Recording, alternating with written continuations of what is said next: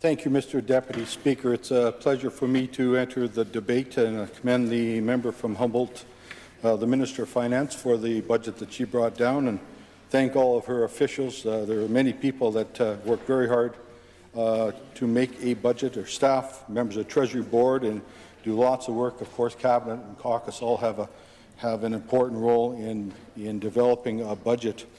As the Minister and many of my colleagues have said, it is a balanced budget, $34.5 million surplus, but it's balanced in other ways. When we started under the leadership of the former Premier Brad Wall, there were many discussions about how to get the balance, everything considered from balancing in 1 year to more than 1 year, and I think this was the right approach. Because not only fiscally balanced, but you have to balance the effects of cutbacks and tax increases it would have on people, especially the disadvantaged. And that's where the balance and the hard decisions come in, where to make that all work. There's a number of people I'd like to thank as well. First of all, the constituents of Bigger Sask Valley who have supported me, and it's been a pleasure to work for them. To bring their issues to both caucus and cabinet and the legislature. My son and I are surrounded by very strong, opinionated women, and that's not a bad thing. And so I'd like to start first with my son, who is going to PA Polytechnic. He's taken the corrections program studies, and he's doing very well, so I'd like to mention him.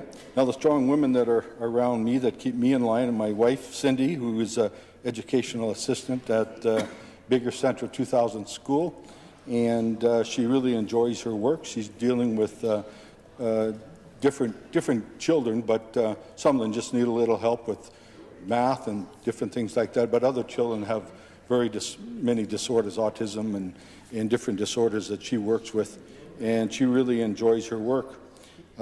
My daughter Lacey and her husband Nick, they live in Regina. They have two little girls. My daughter is going to be having a third child, another grandchild from me and Cindy, probably before we adjourn in the end of May, so we're looking forward to that as well. She works for Nature Saskatchewan, and she has a real passion for the environment and the politics and the debate around all environmental issues.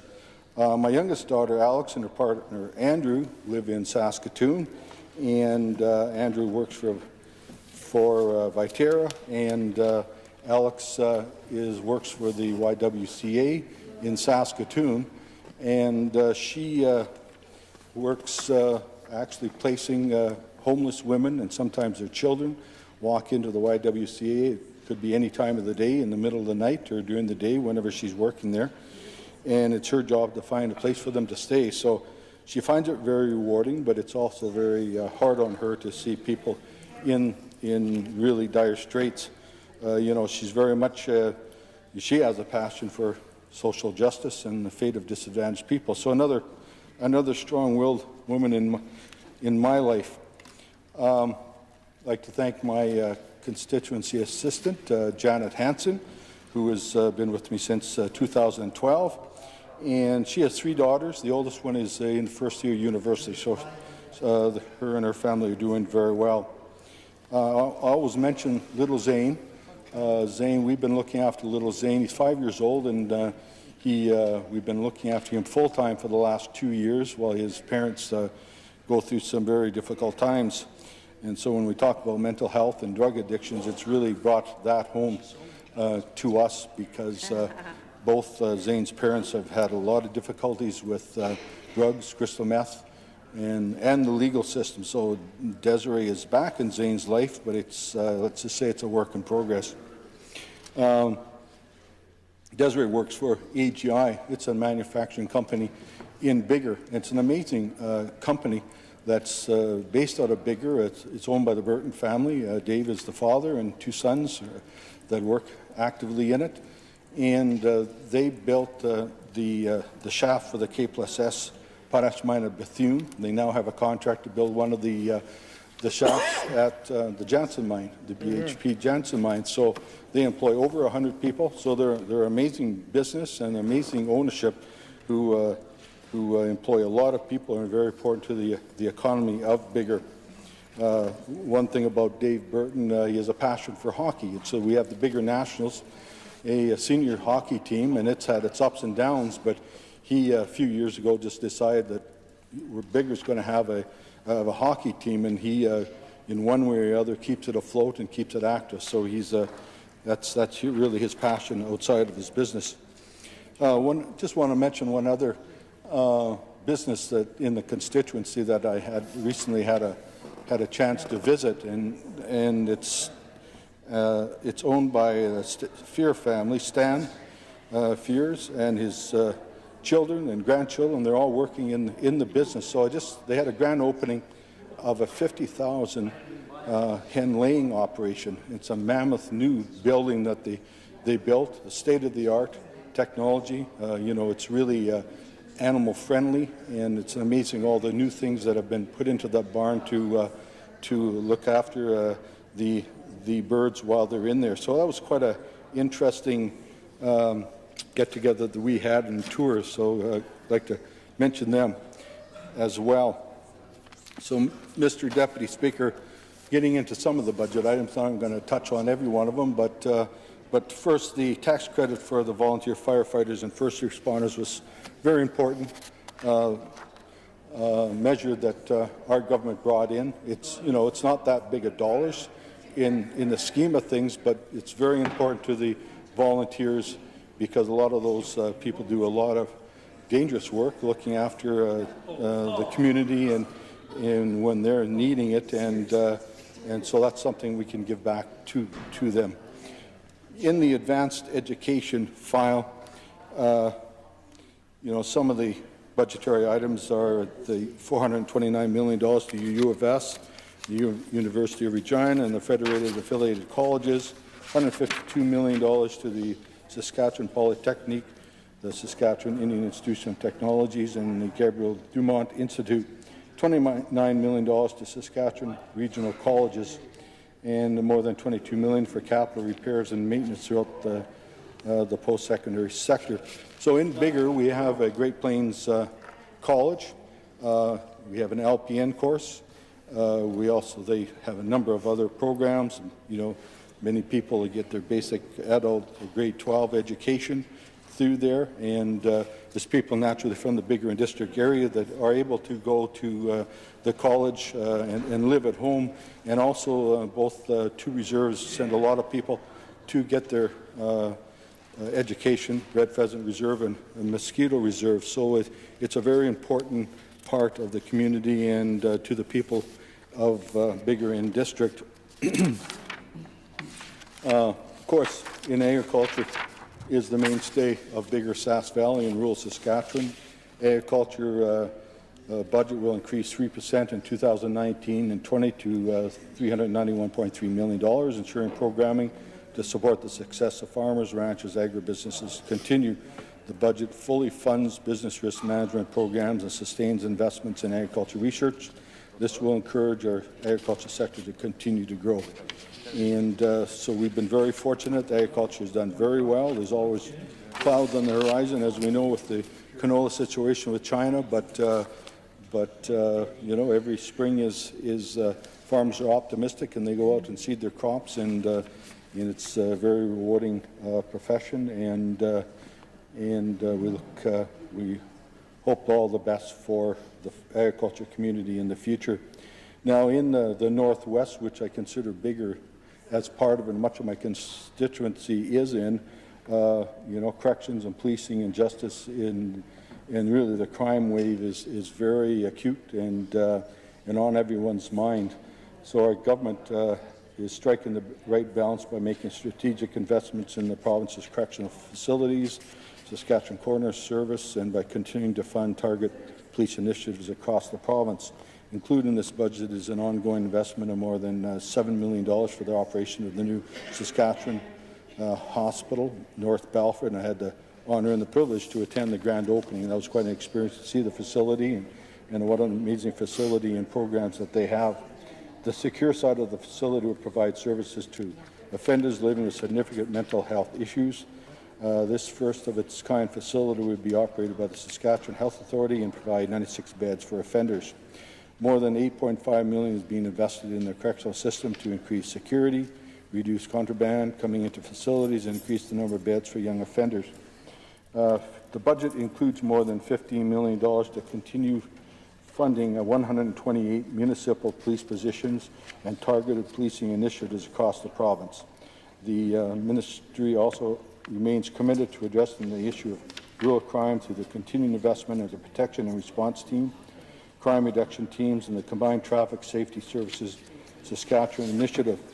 And it's working. You see the response team and the crime reduction teams working not only in Biggar but in other areas in the Northwest, and they definitely make a difference. The problem is once they arrest a drug trafficker or someone that's stealing vehicles, there's always somebody there to replace them. But I think this is the approach, is the right approach, and it will bear fruit over time.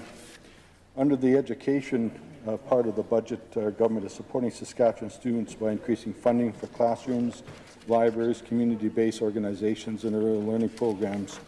The 2019-20 budget provides $2.4 billion, $2.48 billion for the Ministry of Education, which supports pre-kindergarten to grade 12 classrooms, early learning and child care, libraries, and literacy. And Saskatchewan's 27 school divisions will receive $1.9 billion in school operating funds for the 1920 school year, an increase of $26.2 million over the last year's budget of $1.87 billion. This includes $3 million to provide planning and design funding for the following new major capital projects: joint use replacements of Ecola St. Pius, the 10 Elementary School, Argyle Elementary School in Regina, a joint use replacement and consolidation of Sacred Heart, St. Mary's Elementary Schools, Empire and Westmount Schools in Moose Jaw. And so it's very good. It's part of the balance that we continue, balance the budget, but also continue investment in infrastructure and hospitals and schools. In the environment, there's a number of initiatives in the environment ministry, but one thing that is important in Biggar and in Biggar Sask Valley is SARCAN, and it's a recycling program and beverage container collection. So this includes an addition of $2.24 million to help deliver those programs. And as I said, SARCAN is very important because they hire people with disabilities and really gives them training and purpose, and so it's good to see that the continuing concern and input into those areas. Just a few words on municipal revenue sharing. Government of Saskatchewan's 2019-20 balanced budget increases support to municipalities with consistent and predictable funding. Direct provincial supports for municipalities will total $437.1 million for the coming year, supporting infrastructure projects and community initiatives through the municipal revenue sharing programs, which give local governments the funds they need to properly administer and grow their community and economy. This represents a $25.4 million or 6.2% increase over 2018-19. This funding will be distributed as follows: $161.3 million to urban municipalities, $71.7 million to rural municipalities, and $18.6 million to northern municipalities. Also a part of this is $89.4 million in provincial infrastructure funding for the new Building Canada Fund. This is so important as communities have to replace their water treatment plants and pipes and different things and sewer systems, and that money is very important to help offset some of those enormous costs. Under the health care portion of the budget, we've invested a record of $5.55 billion in health care programs and services, an increase of $196 million, or 3.7% over last year, and up to 60% increase since 2007-8. This includes a record funding of almost $402 million for mental health and addiction service, up nearly $30 million over last year's budget. New funding of $558 million to support the creation of a provincial organ donor registry. Work will commence immediately with the goal of launching a registry before the end of the fiscal year. The budget health capital budget also includes $12 million to begin construction of a new long-term care facility in Meadow Lake, with capacity increased from 55 to 72 beds. Construction is expected to begin in the spring of 2020.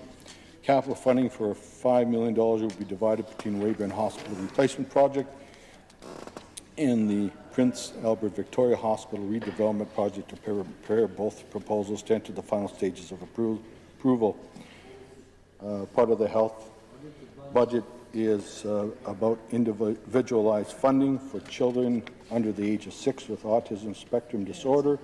Will increase over $4,000 annually to $6,000 annually, providing parents with greater flexibility to choose from a range of therapeutic interventions and supports for the children. An estimated 700 children are eligible to benefit from this $700,000 funding increase. And also, as the member from Saskatoon Riversdale pointed out, you know, we've been listening, and we have on the whole mental health issue, and there's never enough money, but I think we're moving in the right direction with this investment in mental health and addiction services in Saskatchewan history. It's $8.39 million in funding will be used to create approximately 75 new residential support beds for individuals with intensive mental health needs who are transitioning from the hospital back to the community, freeing up in hospital space for other patients. Approximately 50 new pre- and post-addiction treatment beds for individuals who are transitioning between detox and inpatient treatment or back to the community, more than doubling pre- and post-addiction treatment bed capacity in Saskatchewan. Also includes 10 new inpatient addiction treatment beds in Pine Lodge, community-based organizations located in Indian Head. 6 new inpatient addiction treatment beds will open up in Calder Centre, an addictions treatment facility in Saskatoon, and 6 new inpatient addiction beds for youth under 18 that will open in southern Saskatchewan. So, Mr. Deputy Speaker, there's many areas we continue to speak on in highways and infrastructure. Just one thing that the community of Maymont had concerns about a guardrail on Highway 376 at the Maymont Bridge. There was a constituent of mine went off that embankment and down in the valley, and the man's wife broke her leg, and it's not a joking matter, but they asked for a guardrail to be put in, and so I'd like to thank the government for having the funds for that. Just some more on social services. The government of Saskatchewan invested additional $55.5 million in social services in 1920, increasing the ministry's budget by 4.7% to a record $1.23 billion. And the government is continuing to work towards improving and increasing funding for the Saskatchewan Assured Income for Disabilities program. Ministry's income assistance budget will increase by $10 million, including a $6.3 million increase for SED. The remaining $3.7 million reflects overall program costs and a further investment in service delivery. Mr. Deputy Speaker, I could go on and on. There's a number of areas that I haven't even spoke to, but I just would like to end my presentation tonight, and I will be supporting the motion brought by the Minister of Finance and supporting the budget. Thank you.